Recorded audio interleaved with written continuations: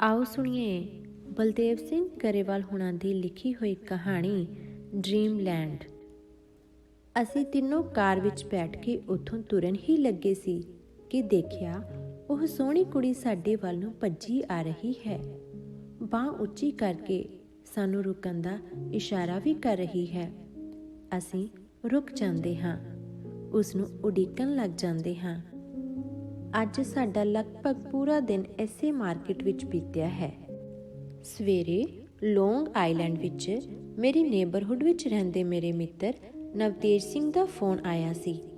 ਉਸਦੇ Mercedes SUV ਦਾ back ਕਰਦਿਆਂ accident ਹੋ ਗਿਆ ਸੀ। ਉਸਦੀ ਰੀਅਰ ਵਿੰਡ ਸਕਰੀਨ ਟੁੱਟ ਗਈ ਸੀ ਤੇ ਪਿਛਲੇ ਹਿੱਸੇ ਵਿੱਚ ਡੈਂਟ ਪੈ ਗਏ ਸਨ। ਉਸਨੇ ਫੋਨ ਉੱਪਰ ਕੁਈਨਜ਼ ਵਿੱਚ ਕਿਸੇ ਮਕੈਨਿਕ ਪਾਸੋਂ ਐਸਟੀਮੇਟ ਲਿਆ ਸੀ। ਉਸਨੇ $2000 ਵਿੱਚ ਕਾਰ ਠੀਕ ਕਰ ਦੇਣ ਦਾ ਐਸਟੀਮੇਟ ਦਿੱਤਾ ਸੀ। ਇਸ ਲਈ ਮੇਰਾ ਦੋਸਤ ਮੈਨੂੰ ਪੁੱਛ ਰਿਹਾ ਸੀ ਕਿ ਮੈਂ ਉਸਦੇ ਨਾਲ ਕੁਈਨਜ਼ ਚੱਲਣਾ ਚਾਹਾਂਗਾ। ਅਸੀਂ ਲਗਭਗ ਰਿਟਾਇਰਡ ਹਾਂ। ਪੁੱਤਰਾਂ ਨੇ ਸਾਡੇ ਕੰਮਕਾਰ ਸੰਭਾਲ ਲਏ ਹਨ। ਕੋਵਿਡ ਐਪੀਡੈਮਿਕ ਕਾਰਨ ਅਸੀਂ ਘਰਾਂ ਅੰਦਰ ਹੀ 1.5 ਸਾਲ ਤੋਂ ਸੀਮਿਤ ਰਹੇ ਹਾਂ। ਹੁਣ ਜਦ ਕੋਵਿਡ ਥੋੜ੍ਹਾ ਘਟਿਆ ਹੈ, ਅਸੀਂ ਦੋਸਤ ਮਿੱਤਰ ਮਿਲਣ ਅਤੇ ਘੁੰਮਣ ਫਿਰਨ ਦੇ ਬਹਾਨੇ ਢੂੰਡਦੇ ਰਹਿੰਦੇ ਹਾਂ। ਆਨੀ ਬਹਾਨੀ ਇਕੱਠੇ ਹੁੰਦੇ ਹਾਂ, ਗੱਪਾਂ ਮਾਰਦੇ ਹਾਂ, ਹੱਸਦੇ ਹਾਂ, ਮਨੋਰੰਜਨ ਕਰਦੇ ਹਾਂ। ਸੋ ਮੈਂ ਨਵਤੇਜ ਨੂੰ ਯੈਸ ਕਰ ਦਿੱਤੀ। ਰਾਹ ਵਿੱਚ ਨਾਲ ਦੀ ਕਾਉਂਟੀ ਵਿੱਚ ਰਹਿੰਦੇ ਆਪਣੇ ਇੱਕ ਹੋਰ ਦੋਸਤ SP ਨੂੰ ਵੀ ਨਾਲ ਲੈ ਲਿਆ। ਉਂਝ ਤਾਂ ਇਸ ਦੇਸ਼ ਵਿੱਚ ਆ ਕੇ ਵਧੇਰੇ ਪ੍ਰਵਾਸੀ ਮੁੱਢੋਂ ਸੁੱਢੋਂ ਜ਼ਿੰਦਗੀ ਸ਼ੁਰੂ ਕਰਦੇ ਹਨ, ਪਰ ਇੰਡੀਆ ਦੇ ਪਹਿਲੇ ਪ੍ਰੋਫੈਸ਼ਨ ਜਾਂ ਰੁਤਬੇ ਉਹਨਾਂ ਦੇ ਨਾਲ ਹੀ ਇੱਥੇ ਆ ਜਾਂਦੇ ਹਨ। ਇੱਥੇ ਯੋਗਤਾ ਅਨੁਸਾਰ ਨਹੀਂ, ਸਗੋਂ ਜੋ ਵੀ ਕੰਮ ਮਿਲਦਾ ਹੈ ਉਹ ਸ਼ੁਰੂ ਕਰ ਲੈਂਦੇ ਹਨ। ਨਵਤੇਜ ਇੰਡੀਆ ਵਿੱਚ ਮਾਸਟਰ ਸੀ। ਇੱਥੇ ਉਹ ਕੰਸਟਰਕਸ਼ਨ ਦਾ ਵੱਡਾ ਕੰਟਰੈਕਟਰ ਹੈ, ਪਰ ਇੱਥੇ ਵੀ ਉਹ ਮਾਸਟਰ ਹੀ ਅਖਵਾਉਂਦਾ ਹੈ। ਮੈਂ ਉੱਥੇ ਫੌਜ ਵਿੱਚ ਸੀ, ਇੱਥੇ ਰੀਅਲ ਅਸਟੇਟ ਕਰਦਾ ਹਾਂ, ਪਰ ਸਭ ਫੌਜੀ ਹੀ ਆਖਦੇ ਹਨ। ਗੁਲਜ਼ਾਰ ਸਿੰਘ ਉੱਥੇ ਪੰਜਾਬ ਪੁਲਿਸ ਵਿੱਚੋਂ SP ਰਿਟਾਇਰ ਹੋਇਆ ਸੀ। ਉਸਦੇ ਪੁੱਤਰਾਂ ਨੇ ਉਸਨੂੰ ਸਪਾਂਸਰ ਕਰਕੇ ਇੱਥੇ ਬੁਲਾ ਲਿਆ ਸੀ। ਉਹ ਇੱਥੇ ਵੀ ਸਾਡਾ SP ਹੀ ਹੈ। ਕੁਈਨਜ਼ ਨੂੰ ਆਉਂਦਿਆਂ SP ਨੇ ਸੁਝਾਅ ਦਿੱਤਾ ਕਿ ਪਹਿਲਾਂ ਇਸ ਮਾਰਕੀਟ ਵਿੱਚ ਪਤਾ ਕਰ ਲਿਆ ਜਾਵੇ। ਮੈਂ ਤਾਂ ਉਸਦੇ ਸੁਝਾਅ ਦਾ ਮਜ਼ਾਕ ਉਡਾਇਆ ਸੀ, ਕਿਹਾ ਸੀ ਪੁਲਸੀਏ ਨੂੰ ਇੱਥੇ ਵੀ ਚੋਰ ਪੁਜਾਰ ਹੀ ਪਸੰਦ ਆਇਆ ਹੈ, ਕਿਉਂਕਿ ਕਈ ਲੋਕ ਇਸ ਮਾਰਕੀਟ ਨੂੰ ਇੰਡੀਆ ਦੇ ਚੋਰ ਬਾਜ਼ਾਰਾਂ ਵਰਗਾ ਹੀ ਸਮਝਦੇ ਹਨ।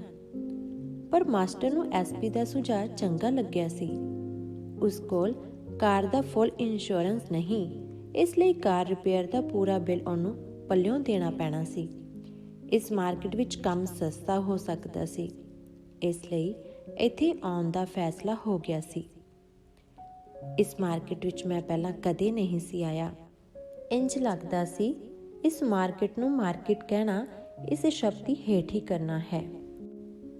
ਟੁੱਟੀ ਭੱਜੀ ਸੜਕ ਪੰਜਾਬ ਦੇ ਕੱਚੇ ਰਾਹਾਂ ਤੋਂ ਵੀ ਗਈ ਗੁਜ਼ਰੀ। ਦੋਹੀਂ ਪਾਸੇ ਸਟੋਰ ਘੱਟ, ਟੀਨ ਦੇ ਖੋਖੇ ਵੱਧ ਲੱਗਦੇ ਸਨ। ਹਰ ਪਾਸੇ ਕਾਰਾਂ ਦੇ ਪੁਰਜ਼ੇ ਤੇ ਡੁੱਲੇ ਤੇਲ ਦੇ ਦਾਗ। ਤੇਲ ਅਤੇ ਕਾਲਖ ਰੰਗੇ ਕੱਪੜਿਆਂ ਵਿੱਚ ਕੰਮ ਕਰਦੇ ਮਕੈਨਿਕ, ਕੜਕਦੀ ਧੁੱਪ ਵਿੱਚ ਰੇਹੜੀਆਂ ਵਿੱਚ ਕਾਰਾਂ ਦਾ ਭਾਰੀ ਭਰਕਮ ਪਾਟ ਧੱਕਦੇ ਪਸੀਨੋ ਪਸੀਨੀ ਹੋਏ ਮਜ਼ਦੂਰ। ਕੋਈ 30 ਸਾਲ ਪਹਿਲਾਂ ਜਦ ਮੈਂ ਫਲਸ਼ਿੰਗ ਇਲਾਕੇ ਵਿੱਚ ਰਹਿੰਦਾ ਸੀ, ਉਦੋਂ ਮੈਂ ਰੋਜ਼ 7 ਨੰਬਰ ਸਬਵੇ ਟ੍ਰੇਨ ਰਾਹੀਂ ਇੱਥੋਂ ਦੀ ਬ੍ਰੌਂਕਸ ਜਾਇਆ ਕਰਦਾ ਸੀ। ਉਦੋਂ ਫਲਸ਼ਿੰਗ ਨੂੰ ਬਾਕੀ ਕੁਈਨਜ਼ ਤੋਂ ਵੱਖ ਕਰਦਾ ਰਿਵਰ ਕਾਫੀ ਸੁੱਕ ਚੁੱਕਾ ਸੀ। ਸੋ ਇੱਥੇ ਵੈਟਲੈਂਡ ਹੀ ਹੁੰਦੀ ਸੀ, ਦਿਬ ਉੱਗੀ ਹੁੰਦੀ ਸੀ।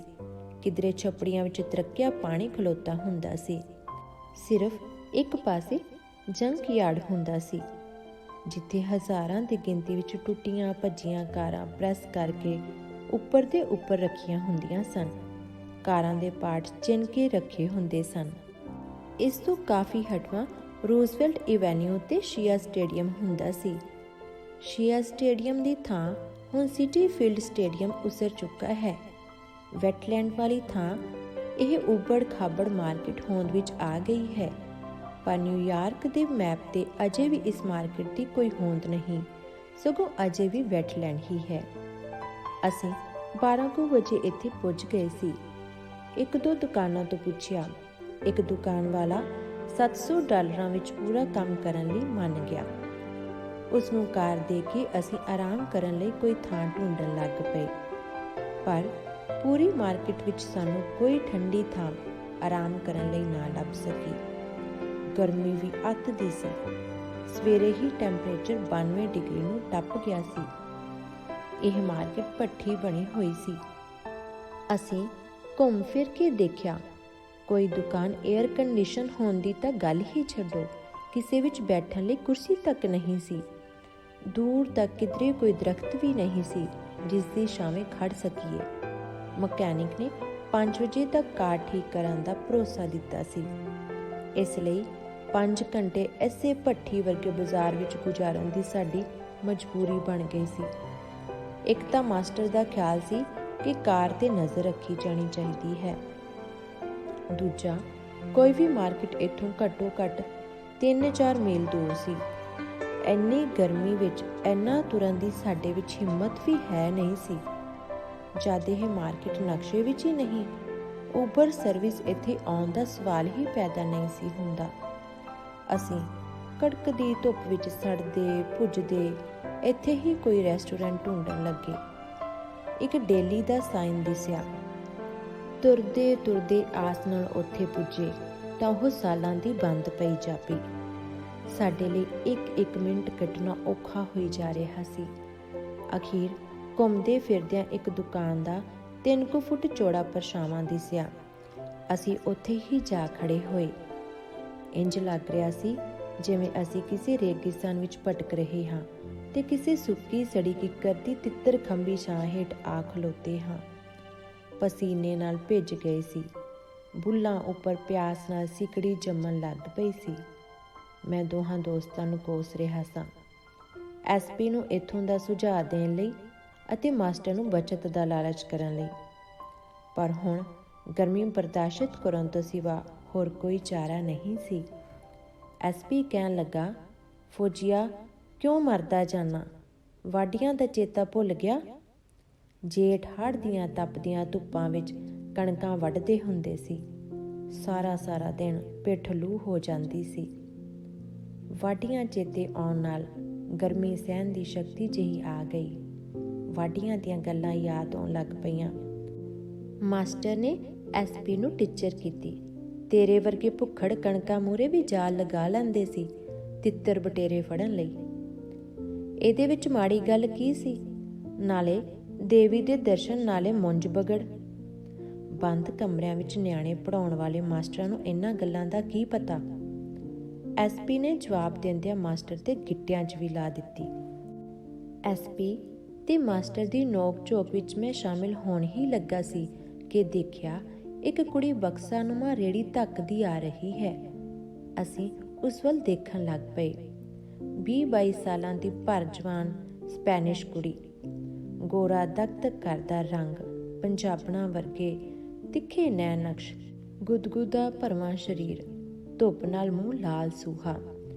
ਅਸੀਂ ਉਸ ਵੱਲ ਦੇਖਦੇ ਹੀ ਰਹਿ ਗਏ। ਮਿੰਟ ਦੀ ਮਿੰਟ ਸਾਨੂੰ ਗਰਮੀ ਭੁੱਲ ਗਈ।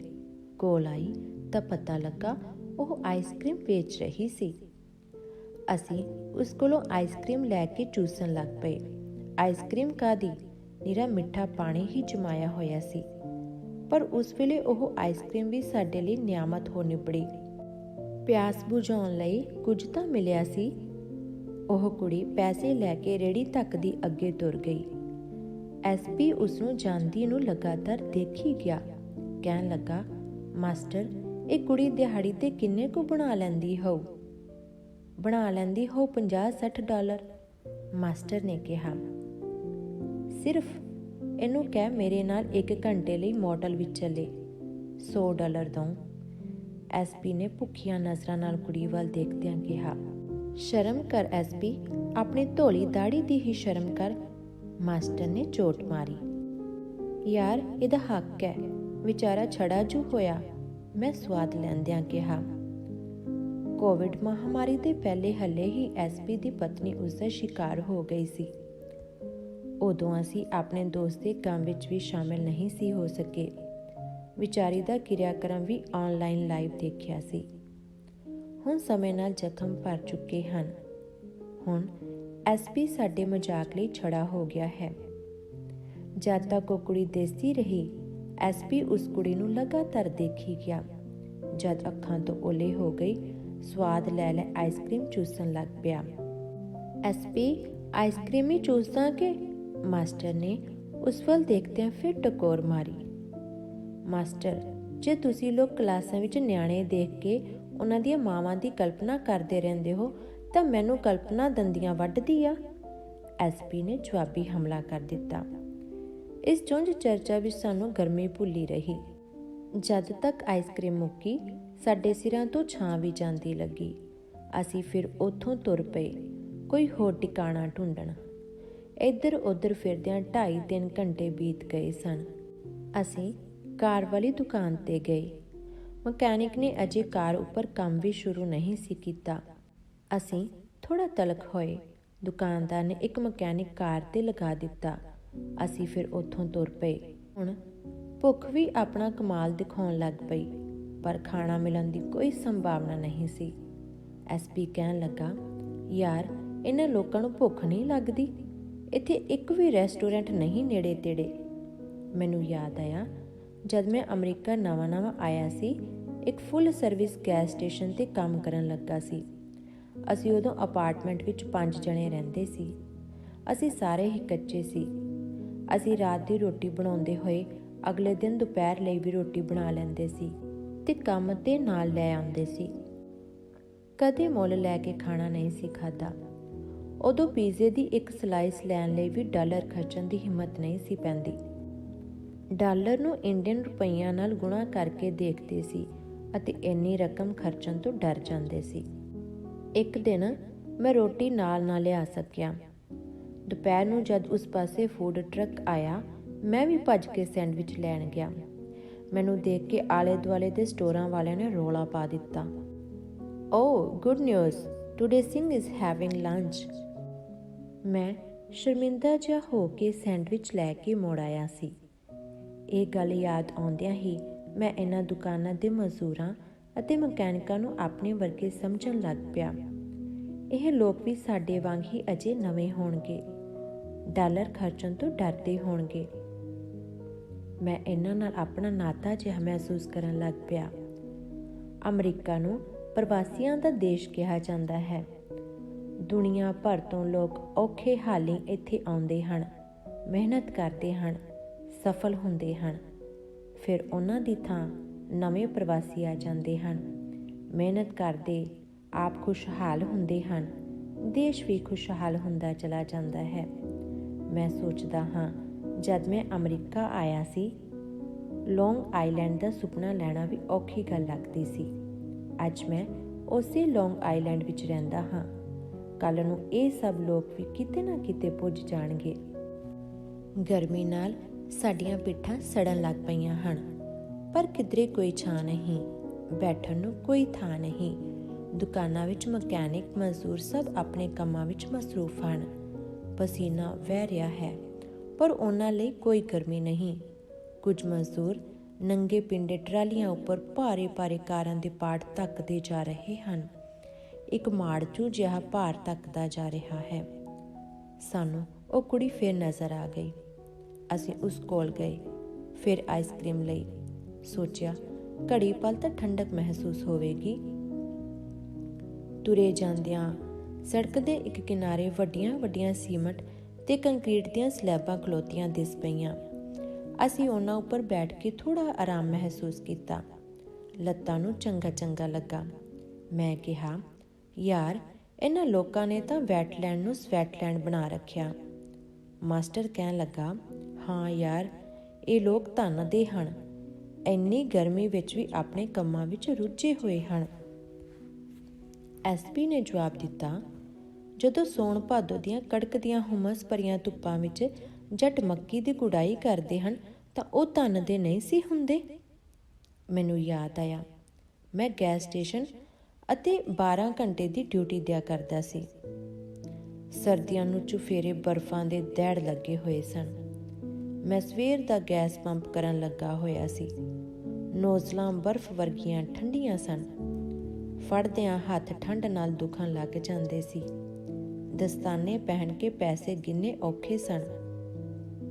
ਇਸ ਲਈ ਜਦ ਵੀ ਵੇਲ ਮਿਲਦੀ ਸੀ, ਜੇਬਾਂ ਵਿੱਚ ਹੱਥ ਪਾ ਕੇ ਨਿੱਘੀ ਕਰ ਲੈਂਦਾ ਸੀ। ਸ਼ਾਮ ਨੂੰ ਹਵਾ ਤੇਜ਼ ਹੋ ਗਈ ਅਤੇ ਬੂੰਦਾਬਾਂਦੀ ਸ਼ੁਰੂ ਹੋ ਗਈ। ਟੈਂਪਰੇਚਰ -22 ਤੱਕ ਚਲਾ ਗਿਆ। ਉੱਧਰ ਕਾਰਾਂ ਦੀਆਂ ਲੰਮੀਆਂ ਲਾਈਨਾਂ ਲੱਗ ਗਈਆਂ। ਇਹੋ ਜਿਹੇ ਭੈੜੇ ਮੌਸਮ ਵਿੱਚ ਲੋਕ ਸੈਲਫ ਸਰਵਿਸ ਦੀ ਬਜਾਏ ਫੁੱਲ ਸਰਵਿਸ ਗੈਸ ਸਟੇਸ਼ਨ ਤੋਂ ਹੀ ਗੈਸ ਲੈਣ ਭੱਜ ਪੈਂਦੇ ਹਨ। ਗੈਸ ਵੀ ਸਿਰਫ $1-2 ਦੀ ਹੀ ਖਰੀਦਦੇ ਹਨ। ਮੈਂ ਨਸ-ਨਸ ਕੰਮ ਕਰਦਾ ਰਿਹਾ। ਅਚਾਨਕ ਮੇਰੇ ਹੱਥ ਮੁੜਨੋਂ ਹਟ ਗਏ। ਨੋਜ਼ਲ ਫੜੀ ਹੀ ਨਾ ਜਾਵੇ। ਉਂਗਲਾਂ ਮੁੜ ਹੀ ਨਹੀਂ ਸੀ ਰਹੀਆਂ। ਮੈਂ ਘਬਰਾ ਗਿਆ। ਕੰਮ ਵਿੱਚੇ ਛੱਡ ਕੇ ਅੰਦਰ ਨੂੰ ਭੱਜਾ। ਦਫ਼ਤਰ ਵਿੱਚ ਮੱਘਦੇ ਹੀਟਰ ਉੱਪਰ ਹੀ ਹੱਥ ਰੱਖ ਦਿੱਤੇ। ਕਿੰਨੇ ਹੀ ਮਿੰਟਾਂ ਤੱਕ ਗਰਮੀ ਮਹਿਸੂਸ ਹੀ ਨਾ ਹੋਈ। ਬਾਹਰ ਕਾਰਾਂ ਵਾਲੇ ਹਾਰਨ ਮਾਰੀ ਜਾਣ। ਜਦੋਂ ਹੱਥ ਥੋੜ੍ਹੇ ਨਿੱਘੇ ਹੋਏ, ਮੈਂ ਫਿਰ ਜਾ ਕੇ ਗੈਸ ਪੰਪ ਕਰਨ ਲੱਗ ਪਿਆ ਸੀ। ਮਾਸਟਰ ਦੀ ਗੱਲ ਮੈਨੂੰ ਬੀਤੇ ਵਿੱਚ ਲੈ ਗਈ ਸੀ। ਮੇਰੇ ਮੂੰਹੋਂ ਨਿਕਲਿਆ, ਮਾਸਟਰ, ਮਜਬੂਰੀ ਸਭ ਕੁਝ ਬਰਦਾਸ਼ਤ ਕਰਨ ਦੀ ਹਿੰਮਤ ਦੇ ਦਿੰਦੀ ਹੈ। ਫੌਜੀਆ, ਬੰਦ ਕਮਰਿਆਂ ਵਿੱਚ ਨਿਆਣੇ ਪੜ੍ਹਾਉਣ ਵਾਲੇ ਮਾਸਟਰ ਇਹਨਾਂ ਗੱਲਾਂ ਬਾਰੇ ਕੀ ਜਾਣਨ? SP ਨੇ ਫਿਰ ਮਾਸਟਰ ਨੂੰ ਧਰ ਲਿਆ। ਓਏ ਵੱਡਿਆ SP, ਮੈਂ ਸਿੱਧਾ ਕੰਸਟਰਕਸ਼ਨ ਕੰਟਰੈਕਟਰ ਨਹੀਂ ਸੀ ਬਣ ਗਿਆ। ਨਿਊਯਾਰਕ ਦੀਆਂ ਸੜਕਾਂ ਉੱਪਰ ਸੀਮੈਂਟ ਰੇਤ ਦੀਆਂ ਕਣੀਆਂ ਕਰਦਾ ਰਿਹਾ। ਸਕਾਫਲਾਂ ਉੱਪਰ ਟੰਗ ਹੁੰਦਾ ਰਿਹਾ। ਤੇਰੇ ਵਾਂਗ ਮੈਂ ਕੋਈ ਪੁੱਤਰਾਂ ਦਾ ਬੁਲਾਇਆ ਇੱਥੇ ਨਹੀਂ ਆਇਆ ਤੇ ਮੁਫਤ ਦੀ ਪੈਨਸ਼ਨ ਨਹੀਂ ਕੁੱਟਦਾ। ਮਾਸਟਰ ਨੇ ਵੀ ਜਵਾਬੀ ਹਮਲਾ ਕਰ ਦਿੱਤਾ। ਮੈਂ ਗੱਲ ਦਾ ਰੁਖ ਬਦਲਣ ਲਈ ਕਿਹਾ, ਯਾਰ, ਇਸ ਦੇਸ਼ ਵਿੱਚ ਮਿਹਨਤ ਦਾ ਮੁੱਲ ਹੈ। ਮਿਹਨਤ ਨਾਲ ਇਨਸਾਨ ਅੱਗੇ ਵੱਧ ਸਕਦਾ। ਇੰਡੀਆ ਵਿੱਚ ਤਾਂ ਮਜ਼ਦੂਰ ਸਾਰੀ ਉਮਰ ਹੀ ਮਜ਼ਦੂਰ ਰਹਿੰਦਾ। ਤਾਂ ਹੀ ਤਾਂ ਸਾਰੀ ਦੁਨੀਆ ਇੱਥੇ ਨੂੰ ਭੱਜਦੀ ਹੈ। SP ਨੇ ਕਿਹਾ। ਜਿਹੜੇ ਆਪ ਨਹੀਂ ਭੱਜਦੇ, ਉਹਨਾਂ ਨੂੰ ਪੁੱਤ ਬੁਲਾ ਲੈਂਦਾ। ਮਾਸਟਰ ਨੇ ਫਿਰ ਉਸਦੇ ਗਿੱਟਿਆਂ ਤੇ ਲਗਾ ਦਿੱਤੀ। ਮੈਂ ਆਪਣੀ ਗੱਲ ਜਾਰੀ ਰੱਖੀ। ਅੱਜ ਇਹਨਾਂ ਨੇ ਵੈਟਲੈਂਡ ਨੂੰ ਸਵੈਟਲੈਂਡ ਬਣਾਇਆ, ਕੱਲ੍ਹ ਨੂੰ ਡ੍ਰੀਮਲੈਂਡ ਵੀ ਬਣਾ ਦੇਣਗੇ। ਅਜੇ ਇਹ ਬਾਜ਼ਾਰ ਨਿਊਯਾਰਕ ਦੇ ਨਕਸ਼ੇ 'ਤੇ ਵੀ ਨਹੀਂ। ਕੱਲ੍ਹ ਨੂੰ ਸਿਟੀ ਪ੍ਰਸ਼ਾਸਨ ਹੋਸ਼ ਆਈ ਜਾਣੀ ਆ। ਇਹ ਏਰੀਆ ਵੀ ਕਿਸੇ ਡਿਵੈਲਪਮੈਂਟ ਪਲਾਨ ਹੇਠ ਆਏ ਜਾਣਾ। ਇੱਥੇ ਵੀ ਵਧੀਆ ਸਟੋਰ ਤੇ ਵਰਕਸ਼ਾਪਾਂ ਉਸਰ ਜਾਣੀਆਂ। ਮਾਸਟਰ ਨੇ ਮੇਰੀ ਹਾਂ ਵਿੱਚ ਹਾਂ ਮਿਲਾ ਦਿੱਤੀ। ਇਹਨਾਂ ਮਕੈਨਿਕਾਂ ਅਤੇ ਮਜ਼ਦੂਰਾਂ ਨੇ ਉਹਨਾਂ ਸਟੋਰਾਂ ਵਰਕਸ਼ਾਪਾਂ ਦੇ ਮਾਲਕ ਹੋਣਾ ਹੈ। ਹਾਂ, ਤੇ ਸਰਕਾਰ ਨੂੰ $1 million property tax, sale tax ਤੇ ਆਮਦਨ ਟੈਕਸ ਆਉਣਾ ਸ਼ੁਰੂ ਹੋ ਜਾਣਾ ਹੈ। ਬਿਜਲੀ, ਫੋਨ ਵਰਗੀਆਂ ਸਹੂਲਤਾਂ ਦੇ ਬਿੱਲ ਵੱਖਰੇ, ਮੈਂ ਕਿਹਾ। SP ਨੇ ਜਵਾਬ ਦਿੱਤਾ, ਫਿਰ ਇੱਥੇ ਵੀ 700 ਦਾ ਕੰਮ 2000 ਵਿੱਚ ਹੋਣ ਲੱਗ ਪੈਣਾ। ਸਲੈਬਾਂ ਉੱਪਰ ਬੈਠਿਆਂ ਸਾਡੀਆਂ ਲੱਤਾਂ ਅਕਲਕਾਨ ਮਹਿਸੂਸ ਕਰਨ ਲੱਗ ਪਈਆਂ। ਸਾਡੇ ਪੈਰ ਧਰਤੀ ਉੱਪਰ ਨਹੀਂ ਸੀ ਲੱਗ ਰਹੇ। ਲਟਕਦੀਆਂ ਲੱਤਾਂ ਔਖ ਮਹਿਸੂਸ ਕਰਨ ਲੱਗ ਪਈਆਂ। ਅਸੀਂ ਉੱਠ ਕੇ ਖੜੇ ਹੋ ਗਏ। ਇੰਝ ਹੀ ਇੱਧਰ ਉੱਧਰ ਭਟਕਦਿਆਂ 5:30 ਵੱਜ ਗਏ। ਭੁੱਖ ਵੀ ਲੱਗ ਕੇ ਮਰ ਗਈ ਸੀ।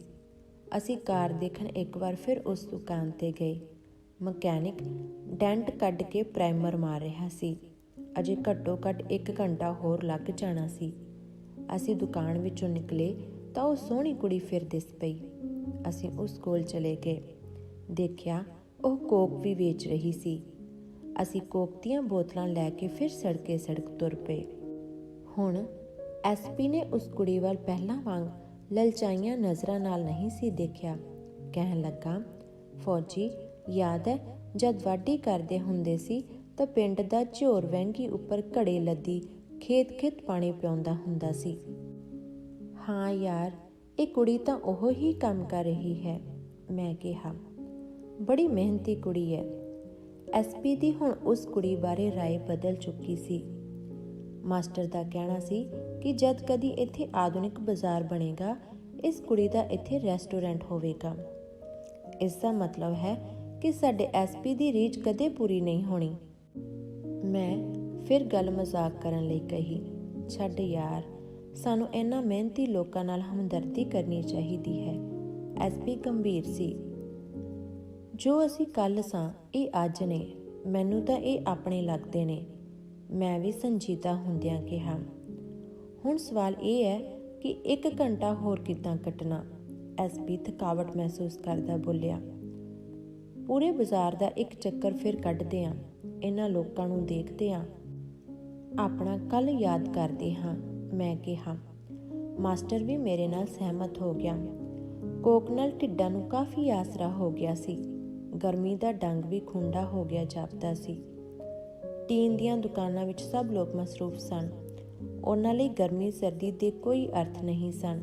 ਮੈਂ ਸੋਚਦਾ ਹਾਂ ਉਹ ਵੀ ਸਾਡੇ ਲੋਕਾਂ ਵਾਂਗ ਖਾਲੀ ਜੇਬਾਂ ਨਾਲ ਇੱਥੇ ਪੁੱਜੇ ਹੋਣਗੇ।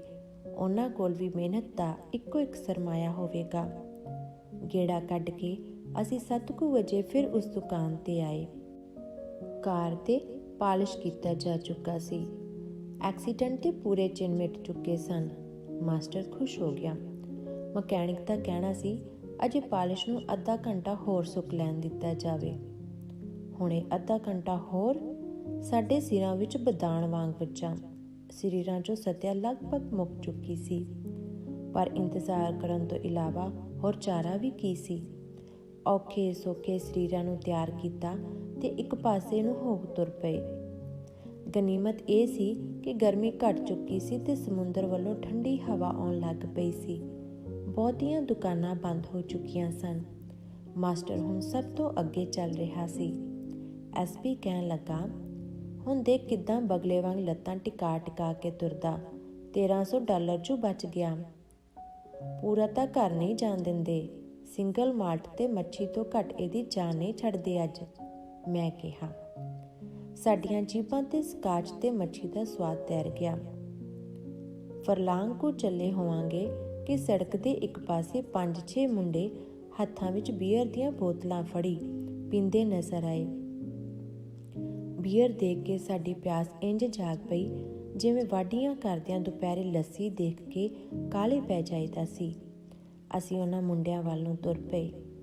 ਕੋਲ ਪੁੱਜੇ ਤਾਂ ਇੱਕ ਮੁੰਡਾ ਰੌਲਾ ਪਾਉਣ ਲੱਗ ਪਿਆ, ਤਾਲਿਬਾਨ ਆਰ ਕਮਿੰਗ। 3 ਦਾੜੀਆਂ ਤੇ ਦਸਤਾਰਾਂ ਵਾਲੇ ਸਰਦਾਰਾਂ ਨੂੰ ਉਹਨੇ ਤਾਲਿਬਾਨ ਸਮਝ ਲਿਆ ਸੀ। ਜਿਸ ਦਿਨ ਤੋਂ ਅਫਗਾਨਿਸਤਾਨ ਉੱਪਰ ਤਾਲਿਬਾਨ ਦਾ ਕਬਜ਼ਾ ਹੋਇਆ ਹੈ, ਅਮਰੀਕਾ ਵਿੱਚ ਉਹਨਾਂ ਦਾ ਹੀ ਚਰਚਾ ਹੈ। ਟੀਵੀ, ਰੇਡੀਓ ਤੇ ਅਖਬਾਰਾਂ ਸਭ ਉਹਨਾਂ ਦੀਆਂ ਖਬਰਾਂ ਨੂੰ ਤਰਜੀਹ ਦੇ ਰਹੇ ਹਨ। ਸਾਨੂੰ ਤਾਲਿਬਾਨ ਕਹੇ ਜਾਣ 'ਤੇ ਸਾਵਧਾਨ ਹੋਣਾ ਚਾਹੀਦਾ ਸੀ, ਪਰ ਅਸੀਂ ਤਿੰਨੋਂ ਹੱਸ ਪਏ ਅਤੇ ਉਹਨਾਂ ਵੱਲ ਨੂੰ ਤੁਰੀ ਗਏ। ਕੋਲ ਜਾ ਕੇ ਅਸੀਂ ਕਿਹਾ ਕਿ ਅਸੀਂ ਇੰਡੀਅਨ ਸਿੱਖ ਹਾਂ, ਤਾਲਿਬਾਨ ਨਹੀਂ। ਓ ਯੂ ਆਰ ਸਿੰਘ, ਇੱਕ ਕਾਲਾ ਮੁੰਡਾ ਖੁਸ਼ ਹੋ ਕੇ ਬੋਲਿਆ। ਉਹ ਕਿਸੇ ਸਿੰਘ ਦੇ ਸਟੋਰ 'ਤੇ ਕੰਮ ਕਰ ਚੁੱਕਾ ਸੀ। ਛੇਤੀ ਹੀ ਅਸੀਂ ਉਹਨਾਂ ਨਾਲ ਘੁਲ ਮਿਲ ਗਏ। ਅਸੀਂ ਪੁੱਛਿਆ ਕਿ ਸਾਨੂੰ ਬੀਅਰਾਂ ਕਿੱਥੋਂ ਮਿਲ ਸਕਦੀਆਂ ਹਨ। ਇੱਕ ਸਪੈਨਿਸ਼ ਮੁੰਡਾ ਆਪਣੇ ਲਈ ਰੱਖੀਆਂ 3 ਬੀਅਰ ਦੀਆਂ ਬੰਦ ਬੋਤਲਾਂ ਸਾਨੂੰ ਪੇਸ਼ ਕਰਨ ਲੱਗ ਪਿਆ। ਅਸੀਂ ਲੈਣ ਤੋਂ ਧੰਨਵਾਦ ਸਹਿਤ ਨਾ ਕਰ ਦਿੱਤੀ ਤੇ ਦੁਬਾਰਾ ਕਿਹਾ ਕਿ ਅਸੀਂ ਬੀਅਰ ਖਰੀਦਣੀ ਚਾਹੁੰਦੇ ਹਾਂ। ਉਹਨਾਂ 'ਚੋਂ ਇੱਕ ਮੁੰਡਾ ਸਾਨੂੰ ਇੰਤਜ਼ਾਰ ਕਰਨ ਦਾ ਕਹਿ ਕੇ ਇੱਕ ਪਾਸੇ ਨੂੰ ਭੱਜ ਗਿਆ। ਕੁਝ ਦੇਰ ਬਾਅਦ ਜਦ ਪਰਤਿਆ ਤਾਂ ਉਸਦੇ ਮਗਰ ਉਹ ਸੋਹਣੀ ਕੁੜੀ ਆਪਣੀ ਰੇਹੜੀ ਤੱਕਦੀ ਆ ਰਹੀ ਸੀ। ਹੁਣ ਉਹ ਕੁੜੀ ਬੀਅਰਾਂ ਵੇਚ ਰਹੀ ਸੀ। ਮਕੈਨਿਕ ਮਜ਼ਦੂਰ ਵਿਹਲੇ ਹੋ ਚੁੱਕੇ ਸਨ। ਹੁਣ ਉਹਨਾਂ ਨੂੰ ਬੀਅਰ ਦੀ ਲੋੜ ਸੀ। ਅਸੀਂ ਉਸ ਪਾਸੋਂ 3 ਬੀਅਰਾਂ ਲਈਆਂ। ਐਸਪੀ ਨੇ ਫਟਾਫਟ $100 ਦਾ ਨੋਟ ਉਸ ਨੂੰ ਫੜਾ ਦਿੱਤਾ। ਕੁੜੀ ਉਹਨਾਂ ਮੁੰਡਿਆਂ ਨਾਲ ਗੱਲੀਂ ਪਈ ਹੋਈ ਸੀ। ਉਸਨੇ ਅਜੇ ਨੋਟ ਵੱਲ ਧਿਆਨ ਵੀ ਨਹੀਂ ਸੀ ਦਿੱਤਾ ਕਿ ਅਸੀਂ ਉੱਥੋਂ ਤੁਰ ਪਏ। ਅਸੀਂ ਉਸ ਮਿਹਨਤੀ ਕੁੜੀ ਦੀ ਸਮਝ ਤੇ ਮਿਹਨਤ ਦੀਆਂ ਗੱਲਾਂ ਕਰਦੀ ਕਾਰ ਵੱਲ ਨੂੰ ਤੁਰ ਪਏ। ਕਾਰ ਤਿਆਰ ਸੀ। ਮਾਸਟਰ ਨੇ ਖੁਸ਼ੀ-ਖੁਸ਼ੀ $700 ਦੁਕਾਨਦਾਰ ਨੂੰ ਦਿੱਤੇ ਅਤੇ ਮਕੈਨਿਕ ਨੂੰ $50 ਟਿਪ ਦਿੱਤੀ ਤੇ ਚਾਬੀਆਂ ਲੈ ਕੇ ਕਾਰ ਕੋਲ ਆ ਕੇ ਵਿੱਚ ਬੈਠਣ ਹੀ ਲੱਗੇ ਸੀ। ਸਿੰਘ ਸਿੰਘ, ਉੱਚੀ-ਉੱਚੀ ਆਵਾਜ਼ਾਂ ਦਿੰਦੀ ਉਹ ਸੋਹਣੀ ਕੁੜੀ ਸਾਡੇ ਵੱਲ ਨੂੰ ਭੱਜੀ ਆ ਰਹੀ ਸੀ। ਬਾਂਹ ਚੁੱਕ ਕੇ ਸਾਨੂੰ ਰੁਕਣ ਦਾ ਇਸ਼ਾਰਾ ਵੀ ਕਰ ਰਹੀ ਸੀ। ਅਸੀਂ ਰੁਕ ਗਏ। ਕੁੜੀ ਹੱਫਦੀ ਸਾਡੇ ਕੋਲ ਆਈ। ਐਸਪੀ ਨੂੰ ਪੈਸੇ ਫੜਾਉਂਦੀ ਕਹਿਣ ਲੱਗੀ, ਸਿੰਘ ਯੂਅਰ ਚੇਂਜ। ਐਸਪੀ ਨੇ ਪੈਸੇ ਫੜਨ ਲਈ ਕਿੰਨੀ ਦੇਰ ਹੱਥ ਅੱਗੇ ਨਾ ਵਧਾਇਆ। ਕੁੜੀ ਨੇ ਲਗਾਤਾਰ ਹੱਥ ਅੱਗੇ ਕਰੀ ਰੱਖਿਆ ਤੇ ਪੈਸੇ ਵਾਪਸ ਕਰਨ ਲਈ ਵਾਰ-ਵਾਰ ਜ਼ੋਰ ਦੇ ਰਹੀ ਸੀ। ਐਸਪੀ ਨੇ ਹੱਥ ਅੱਗੇ ਕੀਤਾ। ਸਾਨੂੰ ਲੱਗਾ ਪੈਸੇ ਫੜਨ ਲੱਗਾ ਹੈ, ਪਰ ਉਸਦਾ ਹੱਥ ਉੱਪਰ ਹੀ ਹੁੰਦਾ ਗਿਆ ਤੇ ਉਸਨੇ ਕੁੜੀ ਦੇ ਸਿਰ ਉੱਪਰ ਹੱਥ ਰੱਖ ਦਿੱਤਾ। ਇੰਨਾ ਹੀ ਨਹੀਂ, keep the change young lady. ਕੁੜੀ ਹੱਕੀ ਬੱਕੀ ਜਿਹੀ ਉਸ ਵੱਲ ਦੇਖ ਰਹੀ ਸੀ। ਮਾਸਟਰ ਨੇ ਵੀ ਹੱਥ ਹਿਲਾ ਕੇ ਉਸਨੂੰ ਅਲਵਿਦਾ ਆਖੀ ਤੇ ਕੀਪ ਦਾ ਚੇਂਜ ਆ ਕੇ ਗੱਡੀ ਵਿੱਚ ਬੈਠ ਗਿਆ। ਅਸੀਂ ਵੀ ਉਸਨੂੰ ਬਾਏ ਬਾਏ ਕਰਦੀ ਕਾਰ ਵਿੱਚ ਬੈਠ ਗਏ। ਕੁੜੀ ਸਾਡੇ ਵੱਲ ਹੈਰਾਨ ਜਿਹੀ ਹੋਈ ਦੇਖੀ ਜਾ ਰਹੀ ਸੀ। ਮਾਸਟਰ ਨੇ ਕਾਰ ਤੋਰ ਲਈ। ਅਸੀਂ ਦੇਖਦੇ ਰਹੇ। ਉਹ ਕੁੜੀ ਉਸੇ ਥਾਂ ਖੜੀ ਸਾਨੂੰ ਬਾਹਾਂ ਹਿਲਾ ਕੇ ਅਲਵਿਦਾ ਆਖ ਰਹੀ ਸੀ ਤੇ ਸਾਨੂੰ ਇੰਜ ਮਹਿਸੂਸ ਹੋ ਰਿਹਾ ਸੀ ਜਿਵੇਂ ਅਸੀਂ ਆਪਣੇ ਹੀ ਲੋਕਾਂ ਨੂੰ ਮਿਲ ਕੇ ਜਾ ਰਹੇ ਹਾਂ, ਆਪਣੇ ਹੀ ਪਿੰਡ ਦੀ ਫੇਰੀ ਮਾਰ ਕੇ ਮੁੜ ਰਹੇ ਹਾਂ। ਧੰਨਵਾਦ।